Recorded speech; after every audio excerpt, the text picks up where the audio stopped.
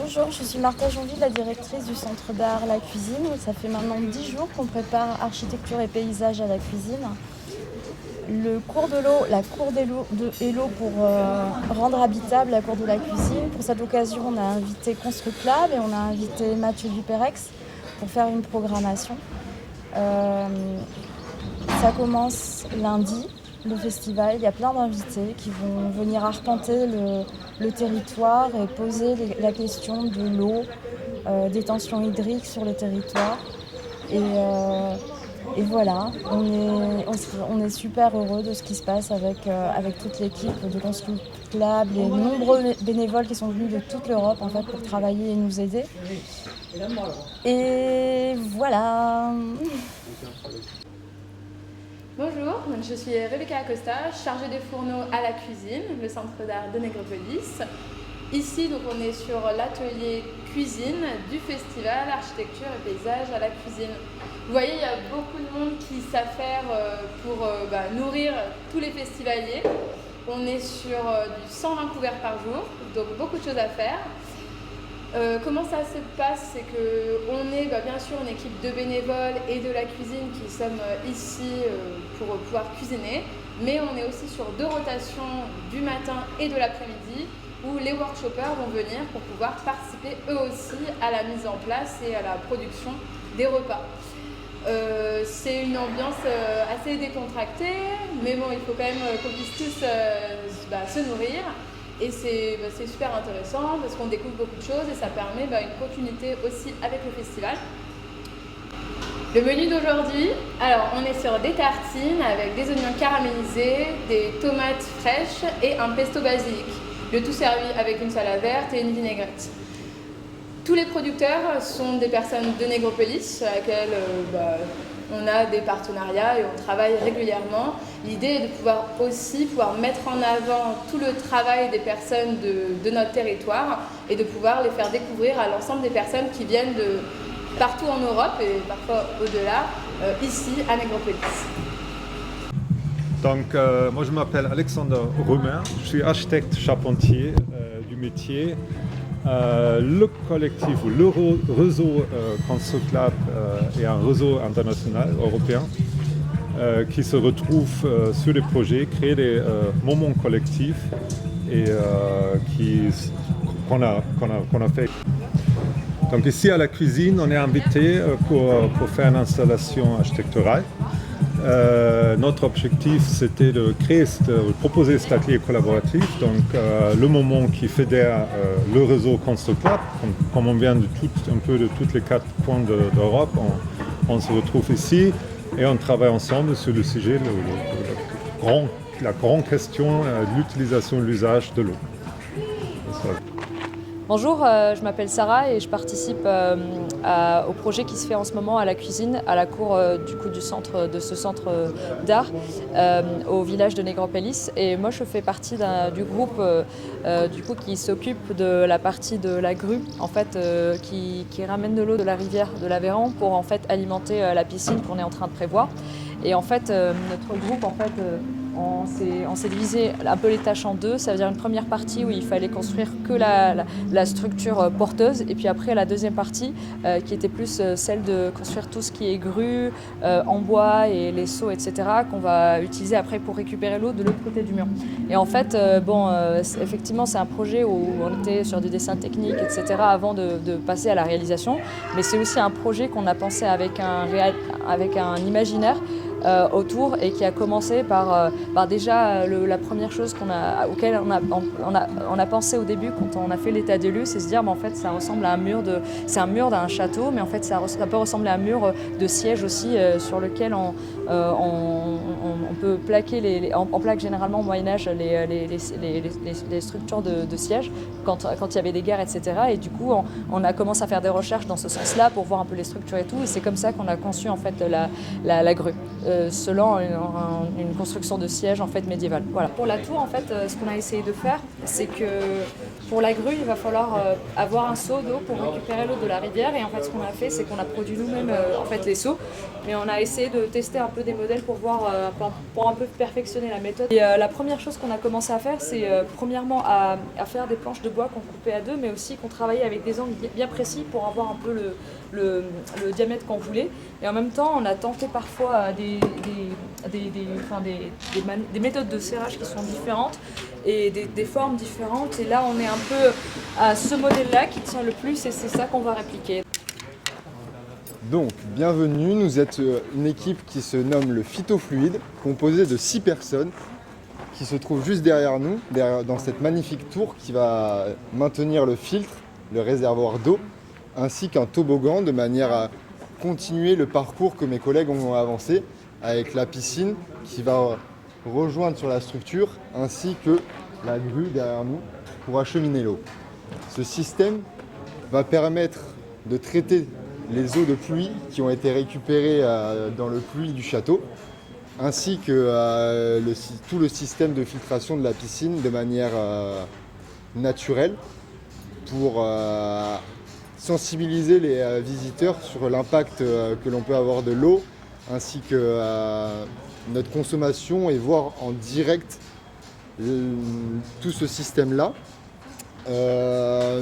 Le toboggan est conçu de manière hélicoïdale comme si on suivait le circuit de l'eau pour jusqu'à arriver au point de satisfaction, de rafraîchissement qui est la piscine au cœur du château.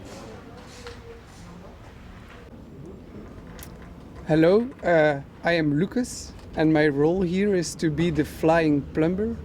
The flying plumber walks around and he looks at all the different steps, all the parts, the pool, the filter, the plants and the water fetching device, le château d'eau, to bring them all together. So I try to talk with everybody and make sure that their devices that they make can all be interconnected and to make a system that works in a loop to bring the water from the source into the pool through the filter and then make a cycle that can keep the water in a good shape, and when the water is dirty it flows towards the right place. In a water system the heights are really important, so if you want something to flow over into something else then you have to make sure that the distance is not too far, because when you have a pipe it has a certain drop,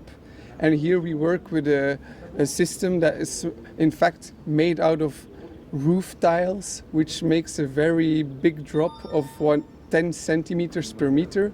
So it's important to have the filter in the right place according to the placement of where the water comes from, which is the château d'eau. Alors on est la team piscine. Nous sommes Emma, Julia, Fanny, Alex, Ella, Alex and Jean-Mi. And we are now, on est en train de finir la piscine maintenant pour ensuite la remplir d'eau. La piscine elle se situe après un filtre, avant un filtre, c'est un peu un circuit qui tourne en rond et elle va aussi alimenter la tropical space pour que les plantes soient alimentées. Maybe you want to add something? Yeah, and we created the inside of the pool, but outside of the pool was also important, so we made a connection between outside and inside. So there will be benches, stairs and relaxing areas, so we have the connection swimming pool outside and still it feels a little bit closer. We're gonna cover up the space and then we can create a lot of play in the swimming pool. That is it. Alors, donc ici c'est le Tropical Show. Donc moi je suis Anaïs et je travaille avec Gaëtan et Juliette. Donc nous ce qu'on essaye de faire là c'est de recréer un système de bassin. En fait on est le passage qui mène jusqu'à la piscine. Donc on rentre par ici. Il y a un petit chemin qui nous emmène jusqu'à la piscine sur les escaliers. Et il est en fait entouré de végétation qui va rentrer comme ça, qui va envahir un peu les chemins et la place du coup. Au niveau de la végétation, on va avoir pas mal de roseaux qu'on va nous-mêmes aller chercher dans la nature. Il y aura d'autres fleurs comme des salicaires qui sont aussi issues de fossés notamment. Donc nous on aura plein de petits fossés ici. À gauche vous voyez il y a une autre petite structure qui est collée, là ce sera le vestiaire. Donc entouré de roseaux, on va essayer d'avoir pas mal de masse pour pouvoir se changer en toute intimité. Et donc ensuite on peut aller jusqu'à la piscine. Au-dessus là il y a une construction qui va nous permettre d'y accrocher des brumisateurs parce que c'est tropical. Et il y aura quelques morceaux de tissu comme il y a au niveau de la piscine pour créer des zones d'ombrage. Voilà. Et donc là en fait Gaëtan et Juliette sont en train de construire un prototype de jardinière. C'est pas vraiment des jardinières, ce sera plus comme des cerclages, pas en cercle du coup. Pour maintenir les roseaux, parce qu'une des contraintes qu'on a, c'est que les roseaux sont très hauts et que l'idée, c'est qu'ils ne puissent pas bouger dans tous les sens. Donc là, c'est le premier prototype et si ça fonctionne, eh ben, on envoie le reste pour pouvoir planter dans toutes les zones où on voit la bâche. Voilà.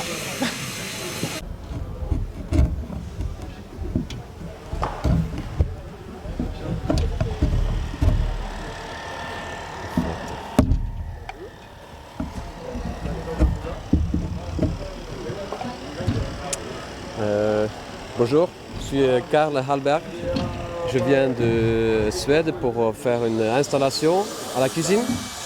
C'est une installation de bois que j'ai trouvé dans l'Aveyron, qui est apporté par les crues. Et, je trouve que ce bois-là, on le voit souvent comme du débris, comme quelque chose qu'il ne faut pas avoir bloquant notre affaire humaine, quoi. Mais le bois comme ça, quand ça pourrit, ça donne vie à plein d'autres organismes, des insectes, des plantes, des champignons. Et alors, je voudrais un peu amener ça dans la cuisine, dans la cour, et voir, en fait, fabriquer cet obstacle un petit peu, pour que peut-être les gens se sont intéressés des formes, en fait, de la beauté de la matière pourrissante comme ça.